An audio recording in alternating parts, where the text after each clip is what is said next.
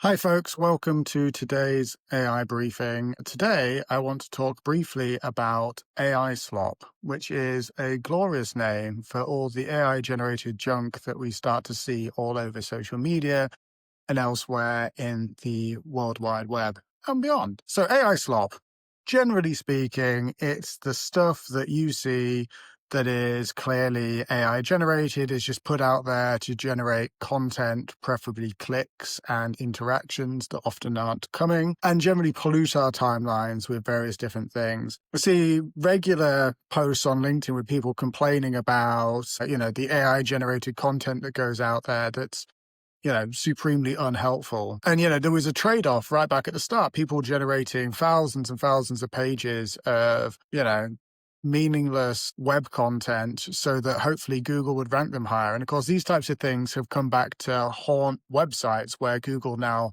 de-indexes you if you've generated a boatload of useless content. Now, of course, there's a trade-off here. That trade-off is the content that you can generate using AI, both useful from a consumption perspective, but also formatted and looks normal from what our general expectations are as humans. Because of course, whilst a lot of people interact with AI these days, and more people are generating things with AI, the consumption of online media is still important that we get, facts and figures that we can rely on that make sense. And so ensuring Google's place in the world at the moment is to try and ensure that that information is consumed properly and indexed fairly. And so you see this with all the AI generated stuff.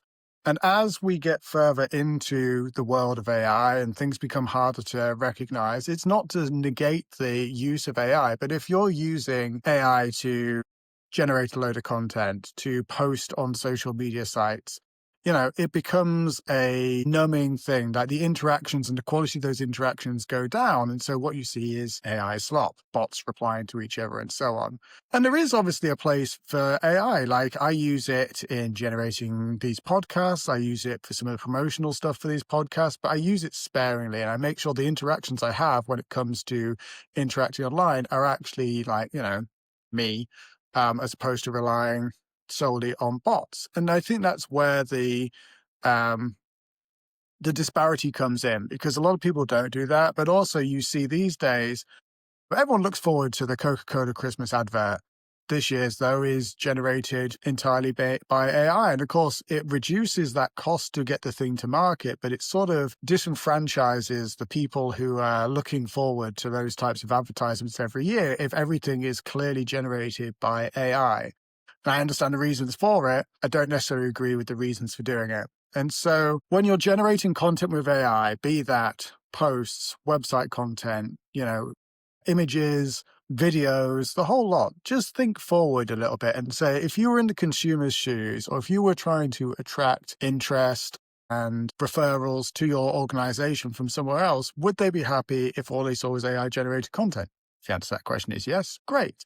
For the majority of us, though, I feel like the answer to that question is no. And so rather than continuing to pollute the infosphere that is social media sites and Google and what have you, just take a step back and consider, does this thing really need to be entirely AI generated? Can I use AI to help me leverage some of the templates or get the ideas together and then write it myself? Can I write it myself and then tweak it using AI? Does Claude or ChatGPT or whatever to create that content for you? See if you can come up with a way to allow it to augment and shorten the work that you have to do, whilst also retaining that authenticity, can't say the word, that is you. It's been the AI briefing. Thanks for tuning in. I'll be back tomorrow with another one. Bye for now.